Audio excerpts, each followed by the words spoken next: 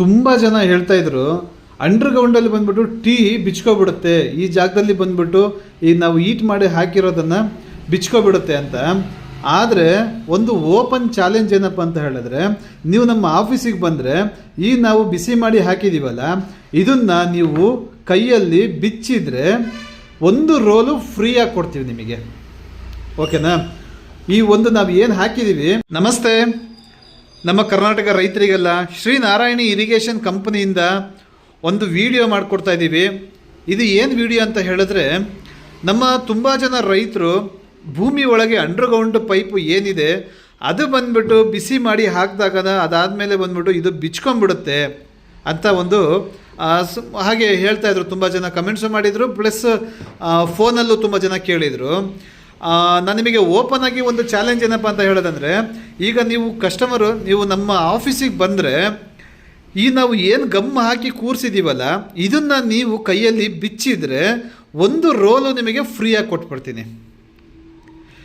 ಈ ಏನಿದೆ, ಈ ಬಿಚ್ಚಿರೋದು ಏನಿದೆ, ಬಿಸಿ ಮಾಡಿ ಹಾಕಿರೋದು ಏನಿದೆ, ಇದನ್ನು ನೀವು ಕೈಯಲ್ಲಿ ಬಿಚ್ಚಿದರೆ, ಅಂದರೆ ಎಳೆದು ಬಿಟ್ಟು ಬಿಚ್ಚಿದರೆ ನಾವು ನಿಮಗೆ ಒಂದು ರೋಲು ಫ್ರೀ ಮಾಡಿಕೊಡ್ತೀನಿ. ಸರಿನಾ? ಯಾಕಂತ ಹೇಳಿದ್ರೆ ಇದು HDP ಪೈಪ್ ಅಲ್ಲ, LLDP. ನೀವು ಅರ್ಥ ಮಾಡ್ಕೋಬೇಕು. ಮತ್ತು ಇನ್ನೊಂದು ತುಂಬ ಜನ ಏನಂತ ಹೇಳ್ತಾಯಿದ್ರು ಅಂತ ಹೇಳಿದ್ರೆ, ಸರ್ ನಿಮ್ಮ ಪೈಪಿಗೆ ಬಂದುಬಿಟ್ಟು ಥ್ರೆಡ್ ಹಾಕ್ಕೋಬೋದಲ್ವಾ ಅಂತ. ಥ್ರೆಡ್ ಮಾಡಿಬಿಟ್ಟು ಈಗೆಲ್ಲ ವಿಡಿಯೋದಲ್ಲೆಲ್ಲ ತೋರಿಸ್ತಾ ಇದ್ದಾರೆ, ಆ ಥ್ರೆಡ್ ಹಾಕ್ಬೋದಲ್ಲ ಅಂತ. ಸರ್, ನೀವು ಮೊದಲು ತಿಳ್ಕೊಬೇಕಾಗಿರೋದೇನಪ್ಪ ಅಂದರೆ, ನೀವು HDP ಪೈಪು ಏನಿದೆ, HDP ಪೈಪಿಗೆ ಥ್ರೆಡ್ ಹಾಕ್ಬೋದು. ಯಾಕಂದರೆ ಅದರಲ್ಲಿ ಬಂದ್ಬಿಟ್ಟು ಹಾರ್ಡ್ನೆಸ್ ಮೆಟೀರಿಯಲ್ ಇರುತ್ತೆ. ಹಾರ್ಡ್ನೆಸ್ ಮೆಟೀರಿಯಲ್ ಅಂತ ಹೇಳಿದಾಗ ನಾವು ಈ PVC ಪೈಪ್ ಇದೆ ನೋಡಿ, ಈ PVC ಪೈಪಲ್ಲಿ ಇದ್ರದ್ದು ವಾಲ್ ಥಿಕ್ನೆಸ್ ಇಷ್ಟೇ ತೆಳ್ಳಗಿರುತ್ತೆ, ಆದರೆ ಇದ್ರಾಗ ಬಂದ್ಬಿಟ್ಟು ಇಷ್ಟೊಂದು ಗಟ್ಟಿ ಇರುತ್ತೆ. ಯಾಕೆ ಅಂತ ಹೇಳಿದ್ರೆ ಇದು PVC ಬಂದ್ಬಿಟ್ಟು ಹಾರ್ಡ್ನೆಸ್ ಮೆಟೀರಿಯಲ್ ಕೊಟ್ಟಿರ್ತೀವಿ. ಅರ್ಥ ಆಯ್ತಲ್ಲ ನಿಮಗೆ? ಈ ಹಾರ್ಡ್ನೆಸ್ ಮೆಟೀರಿಯಲ್ ಬಂದಾಗ ಏನಾಗುತ್ತೆ ಅಂದರೆ, ಇದು ಬಂದ್ಬಿಟ್ಟು ನಿಮಗೆ ಥ್ರೆಡ್ ಕೂರಿಸ್ಕೋಬೋದು, ಥ್ರೆಡ್ ಮಾಡ್ಕೋಬೋದು. ಅದಾದಮೇಲೆ ಇದ್ರದ್ದು ಲೈಫು ಅಷ್ಟೇ. ಯಾವಾಗ ಹಾರ್ಡ್ನೆಸ್ ಜಾಸ್ತಿ ಕೊಟ್ಟಿರ್ತೀವಿ ಆ ಟೈಮಲ್ಲಿ ನಿಮಗೆ ಮೆಟೀರಿಯಲ್ ಕ್ವಾಲಿಟಿ ಹಾರ್ಡ್ನೆಸ್ಸಲ್ಲಿ ಬಂದಿರುತ್ತೆ, ವಾಲ್ ಥಿಕ್ನೆಸ್ಸಿಂದ ಬಂದಿರಲ್ಲ.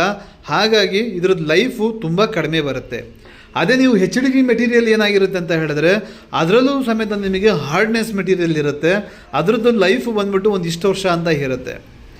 LLDP ಮೆಟೀರಿಯಲ್ ಬಂದ್ಬಿಟ್ಟು ಹಾರ್ಡ್ನೆಸ್ ಕೊಡೋಕ್ಕಾಗಲ್ಲ. ಅದರದ್ದು ಕೊಡೋದಿದ್ರೆ ನೀವು ವಾಲ್ ಥಿಕ್ನೆಸ್ಸಿಂದನೇ ಕೊಡಬೇಕು. ನೀವು ಈ ಥರ ವಾಲ್ ಥಿಕ್ನೆಸ್ಸಿಂದನೇ ನೀವು ಹಾರ್ಡ್ನೆಸ್ ಕೊಡಬೇಕು. ಅದು ಬಿಟ್ಟರೆ ನಿಮಗೆ ಆಪ್ಷನ್ ಏನೂ ಸಿಗಲ್ಲ. ಇದರಲ್ಲಿ HDP ಮೆಟೀರಿಯಲ್ ಹಾಕಿಬಿಟ್ಟು ನಿಮಗೆ ಹಾರ್ಡ್ನೆಸ್ ಕೊಟ್ಟರೆ ಇದು ಲೈಫ್ ಬರಲ್ಲ. ಅರ್ಥ ಆಯ್ತಲ್ಲ? ಇದರಲ್ಲಿ ಬಂದ್ಬಿಟ್ಟು ಥ್ರೆಡ್ ಮಾಡೋಕ್ಕಾಗಲ್ಲ. ಥ್ರೆಡ್ ಮಾಡಿದ್ರೂ ನಿಮಗೊಂದು ಇಷ್ಟು ವರ್ಷ ಅಂತ ನಿಮಗೆ ಅದು ಇರುತ್ತೆ. ಯಾಕಂದರೆ ಇದ್ರದ್ದು ವಾಲಿಂದನೇ ತಾನೇ ತೆಗೆದುಬಿಟ್ಟು ನಾವು ಥ್ರೆಡ್ ಮಾಡಿಕೊಡೋದು. ಹಾಗಾಗಿ ಇದ್ರದ್ದು ನಿಮಗೆ ಲೈಫ್ ಕಡಿಮೆ ಇರುತ್ತೆ. ಇದು ಬಂದ್ಬಿಟ್ಟು ಬಿಸಿ ಮಾಡಿ ಹಾಕೋದ್ರಿಂದ ಬಂದ್ಬಿಟ್ಟು ಇದರಲ್ಲಿ ಲಾಕ್ ಆಗಿ ಕುತ್ಕೊಂಡು ಅಂದರೆ ಎಷ್ಟೇ ವರ್ಷ ಆದ್ರೂ ಇದು ನಿಮಗೆ ಕಳ್ಚ್ಕೊಳಲ್ಲ, ಬಿಚ್ಚಕ್ಕೂ ಸಮೇತನೂ ಆಗೋದಿಲ್ಲ. ನೀವು ಬಂದುಬಿಟ್ಟು ಒಂದ್ಸತಿ ಟ್ರಯಲ್ ನೋಡ್ಬೋದು ಇದರದ್ದು ಕ್ವಾಲಿಟಿ ಹೇಗಿದೆ ಅಂತ. ಸಾರಿ, ಇನ್ನೊಂದು ನಾನು ನಿಮಗೆ ಕಂಪ್ನಿ ಹೊಸ್ದಾಗಿ ನೋಡ್ತಿರೋರಿಗೆ, ನಮ್ಮ ಕಂಪ್ನಿ ಹೆಸರು ಶ್ರೀ ನಾರಾಯಣಿ ಇರಿಗೇಷನ್. ನಮ್ಮ ಇದು ಬಂದ್ಬಿಟ್ಟು ಔಟ್ಲೆಟ್ ಬಂದುಬಿಟ್ಟು ಬೆಂಗಳೂರಲ್ಲಿ ನಾಗಸಂದ್ರ 8ನೇ ಮೈಲಿ ಹೆಸರುಘಟ್ಟ ರೋಡಲ್ಲಿದೆ, ಇನ್ನು ಮಳವಳ್ಳಿಲಿದೆ, ಇನ್ನು ತುಮಕೂರಲ್ಲಿದೆ, ಇನ್ನು ಚಿತ್ರದುರ್ಗದಲ್ಲಿದೆ. ಇಲ್ಲೆಲ್ಲ ಬಂದ್ಬಿಟ್ಟು ಫ್ಯಾಕ್ಟ್ರಿ ಔಟ್ಲೆಟೇ ಇರೋದು. ಯಾವ ಡೀಲರು ಡಿಸ್ಟ್ರಿಬ್ಯೂಟ್ರಿಗೂ ನಾವು ಯಾರಿಗೂ ಕೊಡಲ್ಲ. ನಮ್ಮ ಕಂಪ್ನಿಯಿಂದಾನೇ ನಮ್ಮ ಫ್ಯಾಕ್ಟ್ರಿ ಔಟ್ಲೆಟೇ ಅಲ್ಲಿರುತ್ತೆ, ನಮ್ಮ ಕಂಪ್ನಿ ಎಂಪ್ಲಾಯ್ನೇ ಅಲ್ಲಿರುತ್ತೆ. ಬೆಂಗಳೂರಲ್ಲಿ ಏನು ರೇಟಲ್ಲಿ ನಾವು ಸೇಲ್ ಮಾಡ್ತೀವಿ ಅದೇ ರೇಟು ಬಂದ್ಬಿಟ್ಟು ನಿಮಗೂ ಅಲ್ಲೂ ಸಿಗುತ್ತೆ. ಯಾವುದೇ ಥರದ್ದು ರೇಟು ಚೇಂಜಸ್ ಏನಿರಲ್ಲ. ನಿಮಗೆ ಎಲ್ಲೆಲ್ಲಿ ಅಂದರೆ, ಈಗ ಚಿತ್ರದುರ್ಗ ಡಿಸ್ಟಿಕಲ್ಲಿ ಹೊಳಲ್ಕೆರೆ ರೋಡು ಜ್ಞಾನ ಭಾರತಿ ಸ್ಕೂಲು, ಅದ್ರ ಪಕ್ಕದ ಬಿಲ್ಡಿಂಗಲ್ಲೇ ನಮ್ಮದು ಔಟ್ಲೆಟ್ ಇದೆ. ಇನ್ನು ತುಮಕೂರಲ್ಲಿ Mahindra car showroom, Kunigal bypass, Mahindra car showroom ಪಕ್ಕದಲ್ಲಿದೆ. ಅದಾದಮೇಲೆ ನಿಮಗೆ ಮಳವಳ್ಳಿಲಿ ಬಂದುಬಿಟ್ಟು ನಿಮಗೆ ಬಸ್ ಸ್ಟ್ಯಾಂಡ್ ಆಪೋಸಿಟು ಒಂದು ನಂದಿನಿ ಡೈರಿ ಬರುತ್ತೆ. ನಂದಿನಿ ಡೈರಿ ಬಿಲ್ಡಿಂಗಲ್ಲೇ ಗ್ರೌಂಡ್ ಫ್ಲೋರಲ್ಲಿದೆ, ಬಸ್ ಸ್ಟ್ಯಾಂಡ್ ಆಪೋಸಿಟಲ್ಲಿ. ಇನ್ನು ಬಂದ್ಬಿಟ್ಟು ಈಗ ಹೊಸದಾಗಿ ರೆಡಿ ಆಗ್ತಾ ಇರೋದು ಎಲ್ಲಿ ಅಂತ ಹೇಳಿದ್ರೆ, ಹಾವೇರಿ ಡಿಸ್ಟಿಕ್ಕು, ಅದಾದಮೇಲೆ ಚಿಕ್ಕಮಗಳೂರು ಡಿಸ್ಟಿಕ್ಕು, ಬೀರೂರು ತಾಲೂಕಲ್ಲಿ, ಬೀರೂರಲ್ಲಿ ನಮ್ಮ ಔಟ್ಲೆಟ್ ಓಪನ್ ಆಗ್ತಾ ಇದೆ. ಇನ್ನು ಮಂಡ್ಯ ಡಿಸ್ಟಿಕಲ್ಲಿ ಓಪನ್ ಆಗ್ತಾ ಇದೆ. ಹಾವೇರಿ ಮತ್ತು ಹಾವೇರಿ ಮತ್ತು ಬೀರೂರು ಎರಡು ಆದಮೇಲೆ ನಿಮಗೆ ಮಂಡ್ಯ ಡಿಸ್ಟಿಕಲ್ಲಿ ಬರುತ್ತೆ. ಯಾಕಂದರೆ ಮಂಡ್ಯ ಡಿಸ್ಟಿಕಲ್ಲಿ ಆಲ್ರೆಡಿ ಬಳಿವಳ್ಳಿಲಿದೆ. ಯಾಕಂದರೆ ಮಂಡ್ಯ ಡಿಸ್ಟಿಕಲ್ಲಿ ಅತಿ ಹೆಚ್ಚು ರೈತರು ಇರೋದ್ರಿಂದ, ಅತಿ ಹೆಚ್ಚು ನಮ್ಮ ಕಸ್ಟಮರ್ ಇರೋದ್ರಿಂದ ಅಲ್ಲಿ ಎರಡೆರಡು ಬ್ರಾಂಚ್ ಕೊಡ್ತಾ ಇದ್ದೀವಿ. ಓಕೆ, ಈಗ ಇದ್ರ ಬಗ್ಗೆ ನಾನು ಇನ್ನೂ ನಿಮಗೆ ಪೂರ್ತಿ ಮಾಹಿತಿ ಕೊಡ್ತೀನಿ ನೋಡಿ. ಈಗ ಇದರಲ್ಲಿ ನಿಮಗೆ 3 ಕ್ವಾಲಿಟಿ ತೋರಿಸಿದ್ದೆ. ಒಂದು ಬಂದ್ಬಿಟ್ಟು ಶಂಖ, ಇನ್ನೊಂದು ಬಂದ್ಬಿಟ್ಟು ಹೀರಾ, ಇನ್ನೊಂದು ಬಂದ್ಬಿಟ್ಟು ವಜ್ರ. ವಜ್ರಕ್ಕೆ ಬಂದ್ಬಿಟ್ಟು 2 ಲೈನ್ಗಳು ಬರುತ್ತೆ, ಹೀರಾಗೂ ಬಂದ್ಬಿಟ್ಟು 2 ಲೈನ್ ಬರುತ್ತೆ.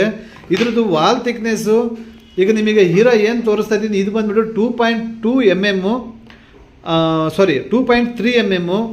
ವಜ್ರ ಬಂದ್ಬಿಟ್ಟು 2.2 mm. ಇನ್ನು ಶಂಖ ಬಂದ್ಬಿಟ್ಟು ನಿಮಗೆ 2 mm. ಅರ್ಥ ಆಯ್ತಲ್ಲ? ಇನ್ನೊಂದ್ಸತಿ ನಾನು ಹೇಳಿದ್ದು ನಮಗೆ ಕನ್ಫ್ಯೂಸ್ ಆಗ್ತದೆ, ಇನ್ನೊಂದ್ಸತಿ ಹೇಳ್ತೀನಿ, ಬೇಜಾರು ಮಾಡ್ಕೋಬೇಡಿ. ಶಂಖ ಏನು ಬರುತ್ತೆ, ಇದು 2 mm ಬರುತ್ತೆ ವಾಲ್ ಥಿಕ್ನೆಸ್ಸು. ಇದು ಔಟರ್ ಡಯಾ ಬಂದ್ಬಿಟ್ಟು 20 mm ಬರುತ್ತೆ. ಇದು ಬಂದ್ಬಿಟ್ಟು ನಿಮಗೆ ಎಲ್ಲದಕ್ಕೂ PVC ಫಿಟ್ಟಿಂಗ್ಸ್ಗಳು ಏನಾರು ಹಾಕ್ಕೊಳೋದಿದ್ರೆ, ನಿಮಗೆ ಸ್ಪ್ರಿಂಕ್ಲರ್ ಏನಾರು ಮಾಡ್ಕೋಬೇಕಂತ ಹೇಳಿದ್ರೆ ಇದು ನಿಮಗೆ 20 mm ಎಲ್ಲದಕ್ಕೂ ಆಗುತ್ತೆ. ವಾಲ್ ಥಿಕ್ನೆಸ್ಸು ಸೇಮ್ ಎರಡರಲ್ಲೂ ಅಷ್ಟೇ, ಔಟರ್ ಡಯಾ ಎರಡರಲ್ಲೂ ಅಷ್ಟೇ. ಆದರೆ ವಜ್ರ ಮತ್ತು ಹೀರಾಗೆ ವಾಲ್ ಥಿಕ್ನೆಸ್ ಜಾಸ್ತಿ ಕೊಟ್ಟಿರ್ತೀವಿ. ವಜ್ರ ಬಂದ್ಬಿಟ್ಟು 2.2 mm, ಹೀರಾ ಬಂದ್ಬಿಟ್ಟು 2.3 mm. ಔಟರ್ ಡಯಾ ಸೇಮ್ ಇರುತ್ತೆ. ಇದು ಬಂದ್ಬಿಟ್ಟು ನಿಮಗೆ ಭೂಮಿ ಒಳಗೆ ಹಾಕ್ಕೊಳ್ಳೋವಂಥ ಪೈಪು. ಭೂಮಿ ಒಳಗೆ ಹಾಕ್ಕೊಂಡ್ರೆ ನಿಮಗೆ ಭೂಮಿ ಒಳಗೆ ನಿಮಗೆ 2 ಅಡಿವರೆಗೂ ಹಾಕ್ಕೋಬೋದು. 2 ಅಡಿ ಏನು ಜಾಸ್ತಿನೇ ಹಾಕ್ಕೋಬೋದು, ಬಟ್ ವಾಲ್ ಥಿಕ್ನೆಸ್ ಹೆವಿ ಇದೆ. ಬಟ್ 2 ಅಡಿ ಸಾಕು, ಯಾಕಂದರೆ ಅದನ್ನು ಮೇಂಟೈನ್ ಮಾಡೋದು ಕಷ್ಟ. ನೆಕ್ಸ್ಟು ನಿಮಗೆ ಏನಾರ ಜೈಂಟ್ ಏನಾರು ಬೇಕು ಅಂತ ಹೇಳಿದ್ರೆ, ಯಾವ್ದಾರು ಇನ್ನೊಂದು ಗಿಡ ಹಾಕ್ಕೊಳ್ತಾ ಇದ್ದೀರಾ ಅಂದ್ಕೊಳ್ಳಿ, ಆ ಇನ್ನೊಂದು ಗಿಡ ಹಾಕುವಾಗ ಒಂದು ಬಗೆದ್ಬಿಟ್ಟು ಮತ್ತು ಇಲ್ಲಿ ಕಟ್ ಮಾಡಿ ಹಾಕ್ಕೊಂಡ್ಬಿಟ್ಟು ಮೇಗಡೆ ಎತ್ಕೋಬೋದು. ಆ ಟೈಮಲ್ಲಿ ನಿಮಗೆ ಬಗೆಯೋಕ್ಕೆ ಕಷ್ಟ ಆಗುತ್ತೆ. ಅದು ಬಿಟ್ಟರೆ ಬೇರೆ ಇನ್ನು ಯಾವುದೇ ಪ್ರಾಬ್ಲಮ್ಸ್ ಬರಲ್ಲ. ಈಗ ನಿಮಗೆ PVC ಪೈಪಲ್ಲಿ ಬಂದ್ಬಿಟ್ಟು ಕ್ರ್ಯಾಕ್ ಬರುತ್ತೆ, ಬೇರುಗಳು ದೊಡ್ಡದಾದಾಗ, ದಪ್ಪ ಆದಾಗ, ಗಿಡ ದಪ್ಪ ಆದಾಗ ಇಲ್ಲಿ ಕ್ರ್ಯಾಕ್ ಬಂತು ಅಂದರೆ ಆ ಕ್ರ್ಯಾಕಲ್ಲಿ ಇದೋಗುತ್ತೆ, ಬೇರು ಹೋಗುತ್ತೆ. ಬೇರು ಹೋಗ್ಬಿಟ್ಟು ಒಳಗಡೆ ಗೂಡು ಕಟ್ಕೊಳುತ್ತೆ. ಇದು PVC ಪೈಪಲ್ಲಿ. ನೆಕ್ಸ್ಟ್ ಬಂದ್ಬಿಟ್ಟು ನಾವಿಲ್ಲಿ ಜೈಂಟ್ ಮಾಡಿರ್ತೀವಿ. ಟೀಯಲ್ಲಿ ಜೈಂಟ್ ಮಾಡಿದಾಗ ಆ ಜೈಂಟ್ ಗಮ್ಗಳು ಬಂದ್ಬಿಟ್ಟು, ಈಗ ನೋಡಿ ನಾವು ನಿಮಗಿದು ಹೀರಾ ಮತ್ತು ವಜ್ರ ಬಂದ್ಬಿಟ್ಟು ನಾವು ಏನಿಲ್ಲ ಅಂದರೂ 35ರಿಂದ 40 ವರ್ಷ ಯೂಸ್ ಮಾಡ್ಕೋಬೋದು ಅಂತ ಹೇಳ್ತಾ ಇದ್ದೀವಿ. ಆದರೆ ಪೈಪು ಯೂಸ್ ಮಾಡ್ಕೋಬೋದು ಅಂದ್ಕೊಳ್ಳಿ, ಆದರೆ ಇದಕ್ಕೆ ಹಾಕಿರೋಂಥ ಗಮ್ಮು ಬಂದ್ಬಿಟ್ಟು ನಮಗೆ ಅಷ್ಟು ವರ್ಷ ಬರುತ್ತೆ ಅಂತ ಹೇಳೋಕ್ಕಾಗಲ್ಲ. ಯಾಕಂದರೆ 5 ವರ್ಷ, 6 ವರ್ಷ, 7 ವರ್ಷ, 10 ವರ್ಷ, 15 ವರ್ಷ ಅಲ್ಲಿವರೆಗೂ ಬರ್ಬೋದು, ಹೋಗಿ 20 ವರ್ಷದವರೆಗೂ ಬರ್ಬೋದು. ಅದಾದಮೇಲೆ ಮತ್ತೆ ಪ್ರಾಬ್ಲಮ್ ಸ್ಟಾರ್ಟ್ ಆಗುತ್ತೆ. 15 ವರ್ಷ 20 ವರ್ಷದಲ್ಲಿ ನಮ್ಮ ಗಿಡ ಬಂದ್ಬಿಟ್ಟು 3, ಈಗ ನಮ್ಮ ತೆಂಗಿನ ಸಸಿ ಅಂದ್ಕೊಳ್ಳೋಣ. ಈಗ ನಾವು ಸ್ಟಾರ್ಟಿಂಗ್ ಹಾಕಿದಾಗ ಅಂಡರ್ಗ್ರೌಂಡ್ ಹಾಕಿರ್ತೀವಿ. ಅಂಡರ್ಗ್ರೌಂಡಲ್ಲಿ ನಾವು ತೆಂಗಿನ ಸಸಿ ಮಾಡಿರ್ತೀವಿ ಅಂದ್ಕೊಳ್ಳಿ. ಈಗ 1 ವರ್ಷದಲ್ಲಿ ಎಷ್ಟು ಬರುತ್ತೆ, ಚಿಕ್ಕದು ಬುಡ ಆಗುತ್ತೆ. ಇನ್ನು 2 ವರ್ಷಕ್ಕೆ ಸ್ವಲ್ಪ ದಪ್ಪ ಬುಡ ಆಗುತ್ತೆ. ಇನ್ನು 4 ವರ್ಷದ ಗಿಡ ಅಂತ ನೋಡಿದಾಗ ನಾವು ಸರಿಯಾದ ಬುಡನೇ ಆಗಿಬಿಟ್ಟಿರುತ್ತೆ. ಈಗ ನಾವು ಗಿಡದ ಪಕ್ಕದಲ್ಲಿ ಇದು ಸಾಲು ಅಂದಾಗ ಗಿಡದ ಪಕ್ಕದಲ್ಲಿ ಹಾಕಿರ್ತೀವಿ ಅಂದ್ಕೊಳ್ಳಿ, ಆ ಗಿಡಕ್ಕೂ ಅದರದ್ದು 3 ಪಟ್ಟು ದೊಡ್ಡದಾಗಿರುತ್ತೆ. ತೆಂಗಿನ ಸಸಿ ಹಾಕಿರುವಂಥ ತೆಂಗಿನ ಸಸಿ 3 ಪಟ್ಟು ದೊಡ್ಡದಾಗಿರುತ್ತೆ. 4 ವರ್ಷಕ್ಕೆ ನಿಮಗೆ ಈ ಪೈಪು ಉಳಿಯಲ್ಲ. ಎಕ್ಸಾಂಪಲ್ ನಾನು ಹೇಳ್ತಾ ಇರೋದು, ಸರಿನಾ? ಯಾಕಂದರೆ ಅದು ಫ್ಲಾಟಾಗಿ ಪುಡಿ ಆಗು ಹೋಗ್ಬಿಡುತ್ತಿದ್ದು. ಈ ಪ್ರಾಬ್ಲಮ್ಸ್ ಬರುತ್ತೆ.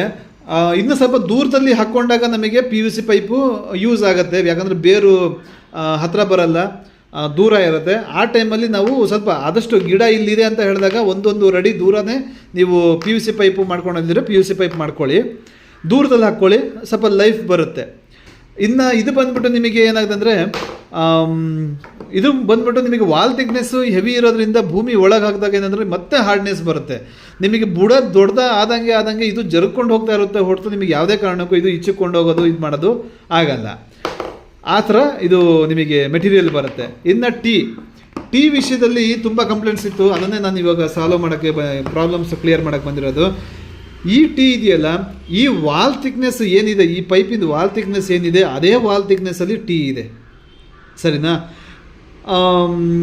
PP ಮತ್ತು CP 2 ಮೆಟೀರಿಯಲ್ ಯೂಸ್ ಮಾಡಿಬಿಟ್ಟು ಈ ಟೀ ಮಾಡಿರೋದು. ಈ ಪೈಪು ಎಷ್ಟು ವರ್ಷ ಇರುತ್ತೋ ಅಷ್ಟೇ ವರ್ಷನೇ ಬಂದ್ಬಿಟ್ಟು ನಿಮಗೆ ಈ ಟೀನೂ ಇರುತ್ತೆ.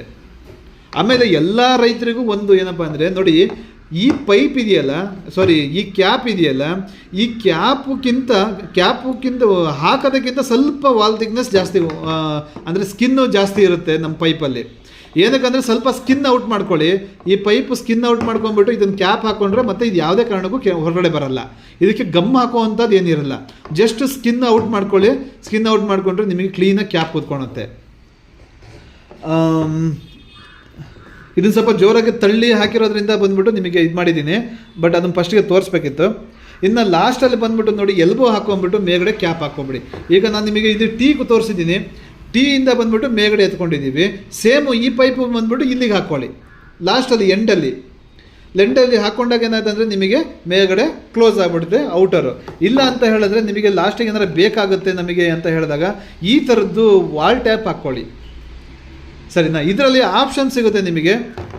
PVC ಪೈಪಿಂದ ಕನೆಕ್ಷನ್ ಮಾಡ್ಕೊಳ್ಳೋಕ್ಕೆ ವಾಷರು ಮತ್ತು ಟೇಕ್ ಆಫ್ ಸಿಗುತ್ತೆ. ಇದಕ್ಕೆ ನಿಮಗೆ ಅಷ್ಟು ಲೈಫ್ ಬರಲ್ಲ ಅಂತ ನಿಮಗೆ ಅನಿಸುತ್ತೆ ಅಂದರೆ ಇದರಲ್ಲಿ ಬಂದ್ಬಿಟ್ಟು ನಿಮಗೆ ಒಂದು ಕಾಲರ್ ಥರದ್ದು ರೆಡಿ ಮಾಡಿದ್ದೀವಿ. ಟೇಕ್ ಆಫು ವಾಷರ್ ಇರಲ್ಲ, ಟೇಕ್ ಆಫ್ ಡೈರೆಕ್ಟಾಗಿ ಈ ಪೈಪ್ ಬಂದ್ಬಿಟ್ಟು ನೀವು ಇಲ್ಲಿಗೆ ಜಾಯಿನ್ ಮಾಡ್ಕೋಬೋದು. ಈ ಥರ ಪೈಪು ಜಾಯಿನ್ ಮಾಡ್ಕೋಬೋದು, ಗೊತ್ತಾಯ್ತಲ್ಲ. ಇದು PVC ಪೈಪಿಂದನೇ ತೊಗೊಳೋಂಥದ್ದು. ಇದರಲ್ಲಿ ಸೈಜ್ ಬರುತ್ತೆ 1.25, 1.5, 2 ಇಂಚು 3 ಟೈಪಲ್ಲೂ ಇದರಲ್ಲಿ ನಿಮಗೆ ಸಿಗುತ್ತೆ. ಮತ್ತು ಒಂದು ಸೈಡು ಸಿಗುತ್ತೆ, 2 ಸೈಡು ಸಿಗುತ್ತೆ. ನೀವು ಇದನ್ನು ಆರಾಮಾಗಿ ಯೂಸ್ ಮಾಡ್ಕೋಬೋದು. ನಿಮಗೆ ಇದ್ರದ್ದು ಪ್ರಾಬ್ಲಮ್ ಕ್ಲಿಯರ್ ಆಗಿದೆ. ಇನ್ನು ಪೈಪಲ್ಲಿ ಬಂದ್ಬಿಟ್ಟು ನಿಮಗೆ ಯಾವುದೇ ಥರದ್ದು ಡೌಟ್ ಪಡೋಕ್ಕೆ ಹೋಗ್ಬೇಡಿ. ಯಾಕಂತ ಹೇಳಿದ್ರೆ ನೋಡಿ, ಇದನ್ನು ರಿಜೆಕ್ಟ್ ಮಾಡೋದು ಒಬ್ಬರೇ ಇನ್ಸ್ಟಾಲ್ ಮಾಡೋರು. ಯಾಕಂದರೆ ಅವ್ರ ಕೈಯಲ್ಲಿ ಕೆಲಸ ಮಾಡೋಕ್ಕಾಗಲ್ಲ. ಅವರಿಗೆ ಏನಿದ್ರು ಗಮ್ ಹಾಕ್ಬಿಟ್ಟು ಅಂಟಿಸ್ಕೊಂಡು ಹೋಗೋದು ಮಾತ್ರ ಈಸಿ ಆಗುತ್ತೆ. ಇದನ್ನು ಯಾವ ಥರ ಅಂದರೆ ಇದನ್ನು ಬಿಸಿ ಮಾಡಿ ಒಳಗೆ ಹಾಕಬೇಕು, ಕರೆಕ್ಟಾಗಿ ಬಿಸಿ ಮಾಡಿ ಹಾಕಬೇಕು. ತೀರಾ ಬಿಸಿ ಮಾಡಿದ್ರೆ ಇದು ಮೆಲ್ಟ್ ಆಗಿಬಿಡುತ್ತೆ. ಇದನ್ನು ನಿಮಗೆ ಸ್ವಲ್ಪ ಬೆಂಕಿಲಿಟ್ಟರೆ ಸಾಕು ಹೂ ಥರ ಆಗಿಬಿಡುತ್ತೆ, ಸರಿನಾ. ಅಷ್ಟು ಸಾಫ್ಟ್ ಇರುತ್ತಿದ್ದು. ಇದನ್ನು ಭೂಮಿ ಒಳಗೆ ಹಾಕಿದರೆ ಫುಲ್ ಹೆವಿ ಹಾರ್ಡ್ನೆಸ್ ಬರುತ್ತೆ. ಆಮೇಲೆ ಇದು ಬಿಸಿಲಿಗೆ ಸ್ಮೂತ್ ಆಗುತ್ತೆ, ಯಾಕಂದರೆ ಇದು HD ಮೆಟೀರಿಯಲ್ ಅಲ್ಲ. ಅದಕ್ಕೋಸ್ಕರ ಬಿಸಿಲಿಗೆ ಸ್ಮೂತ್ ಆಗುತ್ತೆ. ಅಂದರೆ ಈ ವಾಲ್ ಥಿಕ್ನೆಸ್ ಬಿಸಿಲು ಬರಬೇಕಂದ್ರೆ ನಾವು ದುಬೈಗೆ ಹೋಗಬೇಕಾಗತ್ತೆ, ಅಷ್ಟು ವಾಲ್ ಥಿಕ್ನೆಸ್ ಇರೋದ್ರಿಂದ ಅದನ್ನು ಮಾಡೋಕ್ಕಾಗಲ್ಲ. ಬಟ್ ಬೆಂಕಿಲಿ ಹೇಳ್ತಾ ಇದ್ದೀನಿ ನಾನು, ಬೆಂಕಿಗೆ ಇಟ್ಟಾಗ ಏನಾಗುತ್ತಂದರೆ ಸ್ಮೂತ್ ಆಗುತ್ತೆ. ಅದು ಸ್ವಲ್ಪ ಸ್ಮೂತ್ ಆದ ತಕ್ಷಣ ಒಳಗಡೆ ಹಾಕಿಬಿಟ್ರೆ ಸಾಕು. ಇನ್ನು ಬಂದ್ಬಿಟ್ಟಿದ್ದು ಅದಾದಮೇಲೆ ನಿಮಗೆ ಬೇರೆ ಏನು ಪ್ರಾಬ್ಲಮ್ ಬರಲ್ಲ. ಇದರಲ್ಲಿ ತುಂಬ ಲಾಂಗ್ ಟೈಮ್ ಬರುವಂಥ ಪೈಪ್ ಇದು. ನಾನು ನಿಮ್ಮ ಜೊತೆಗೆ ಮಾತಾಡ್ತಿರೋದು ಈ company owner, Shri Narayani irrigation company owner ಮಾತಾಡ್ತಿರೋದು ನಾನು. ಯಾಕಂತ ಹೇಳಿದ್ರೆ ನಾನು ಡೀಲರು ಡಿಸ್ಟ್ರಿಬ್ಯೂಟ್ರಿಗೆ ಕೊಟ್ಟುಬಿಟ್ಟು ನಾನು ಇದನ್ನು ಮಾಡ್ತಾಯಿಲ್ಲ. ನಮ್ಮ ಕಂಪ್ನಿಯಲ್ಲಿ ಏನು ರೆಡಿ ಆಗುತ್ತೆ ಅದನ್ನು ನಾವು 9 ವರ್ಷದಿಂದ ನಾವು ನಿಮಗೆ ಕೊಡ್ಕೊಂಡು ಬರ್ತಾಯಿದ್ದೀವಿ. ಮತ್ತು 16 mm ಅಲ್ಲಿ ನಿಮಗೆ ಪೈಪ್ಗಳು ಬರುತ್ತೆ. ಇದು ಬಂದ್ಬಿಟ್ಟು ಡಬಲ್ ಲೈನ್ ಬರೋದು, 15 ವರ್ಷ ವಾರಂಟಿ ಬರುತ್ತೆ ಇದಕ್ಕೆ. ಇನ್ನು ಇದು ಗೋಲ್ಡ್ ಅಂತ ಸಿಂಗಲ್ ಲೈನ್ ಬರುತ್ತೆ. ಇದಕ್ಕೆ 10 ವರ್ಷ ವಾರಂಟಿ ಬರುತ್ತೆ, ಇದಕ್ಕೆ 15 ವರ್ಷ ವಾರಂಟಿ ಬರುತ್ತೆ. ಯಾಕಂದರೆ ವಾರಂಟಿ ಕೊಡುವಂಥ ಪೈಪು ಇದು 16 mm ಅಲ್ಲಿ ವಾರಂಟಿ ಬರುತ್ತೆ. ಅಂಡರ್ಗ್ರೌಂಡಲ್ಲಿ ನಾವು ವಾರಂಟಿ ಏನಾರು ಕೊಡೋಕ್ಕೆ ಹೋದರೆ ರೈತರೇ ನಗ್ತಾರೆ. ಯಾಕಂತ ಹೇಳಿದ್ರೆ ಇದು ಬಂದ್ಬಿಟ್ಟು 35ರಿಂದ 40 ವರ್ಷ ಯೂಸ್ ಆಗುವಂಥ ಮೆಟೀರಿಯಲ್ಲು. ಹಾಗಾಗ್ಬಿಟ್ಟು ನಾವು 40 ವರ್ಷ ಗ್ಯಾರಂಟಿ ಕೊಡ್ತೀವಿ ಅಂತ ಹೇಳಿದ್ರೆ ನಾವು ಇರಲ್ಲ, ನೀವು ಇರಲ್ಲ. ಅದು ಅನ್ನೋದು ಬೇಡ ಆ ಪದಗಳು. ಬಟ್ ತುಂಬ ಚೆನ್ನಾಗಿರುವಂಥ ಮೆಟೀರಿಯಲ್ಲು. ಯಾಕಂದರೆ ಇಷ್ಟು ವರ್ಷ ನಮ್ಮ ಕ್ವಾಲಿಟಿ ನೋಡಿ ನೀವು ಇವತ್ತು ನಮ್ಮ ಡಿಸ್ಟಿಕಲ್ಲಿ ನಮ್ಮ ಬ್ರಾಂಚ್ಗಳು ಬಂದಿದೆ ಅಂತ ಹೇಳಿದ್ರೆ ಅದಕ್ಕೆ ಕಾರಣವೇ ನಾವು ಕೊಡ್ತಾ ಇರೋಂಥ ಕ್ವಾಲಿಟಿ. ಇದನ್ನು ಚೆನ್ನಾಗಿ ಯೂಸ್ ಮಾಡ್ಕೊಳ್ಳಿ. ಯಾಕಂದರೆ ನಿಮಗೆ ಸಡನ್ನಾಗಿ ಎಲ್ಲೋ ಒಂದು ಕಡೆ ಸಿಗುತ್ತೆ ಅಂತ ಹೇಳಿಬಿಟ್ಟು ಅದನ್ನು ಕಡಿಮೆ ರೇಟಿಗೆ ತೊಗೊಂಡು ಅದನ್ನು ಬಂಡವಾಳ ಏನಕ್ಕೆ ಇದು ಮಾಡ್ತೀರಾ? ಈಗ ಹಂಗೆ ಎಲ್ಲೋ ಒಂದು ಕಡೆ ತೊಗೊಳ್ತೀರಾ ಅಂದ್ಕೊಳ್ಳಿ. ಯಾಕಂದರೆ ಯಾವ ಕ್ವಾಲಿಟಿನೂ ನಾವು ಕೆಳಗೆ ಮಾಡೋಂಗಿಲ್ಲ. ಅವ್ರವ್ರ ಕ್ವಾಲಿಟಿ ಅವ್ರವರು ಚೆನ್ನಾಗಿ ಮೇಂಟೈನ್ ಮಾಡಿರ್ತಾರೆ. ಆದರೆ ಚೆನ್ನಾಗಿರೋ ಕ್ವಾಲಿಟಿನೇ ತೊಗೊಳ್ಳಿ. ಇವತ್ತು ಬ್ರ್ಯಾಂಡೆಡ್ ಕಂಪ್ನಿಗಳು ಇದ್ದಾವೆ ತುಂಬ. ಯಾಕಂದರೆ ನಿಮಗೆ ಜಾಸ್ತಿ ಏನೋ ಇದು ಬರಲ್ಲ. ಇವ್ರು ಬಂದ್ಬಿಟ್ಟು 13 kg ಕೊಡ್ತಾರೆ, ಅವ್ರು ಬಂದ್ಬಿಟ್ಟು 16 kg ಕೊಡ್ತಾರೆ. ಆ ಒಂದು ವ್ಯತ್ಯಾಸದಲ್ಲೇ ನಿಮಗೆ ಇದಾಗುತ್ತೆ. ಯಾಕಂದರೆ ಇಲ್ಲಿ ನಮ್ಮದು ಬಂದ್ಬಿಟ್ಟು 22ರಿಂದ 23 kg ಬರುತ್ತೆ ಒಂದೊಂದು ಬಂಡಲು. ಇದರದ್ದು ವಾಲ್ ಥಿಕ್ನೆಸ್ಸು ಕೂಡ ಅದೇ ಥರನೇ ಇರುತ್ತೆ. ನಿಮಗೆ ವಾಲ್ ಥಿಕ್ನೆಸ್ ಕಾಣ್ತಾ ಇದೆ ಅನಿಸುತ್ತೆ ನೋಡಿ, ವಾಲ್ ಥಿಕ್ನೆಸ್ ಕಾಣ್ತಾ ಇದೆ. ಯಾಕಂದರೆ ಇದು 1.4 mm ವಾಲ್ ಥಿಕ್ನೆಸ್ ಬರುತ್ತೆ. ಇದು ತುಂಬ ಹೆವಿ ಬರುತ್ತೆ.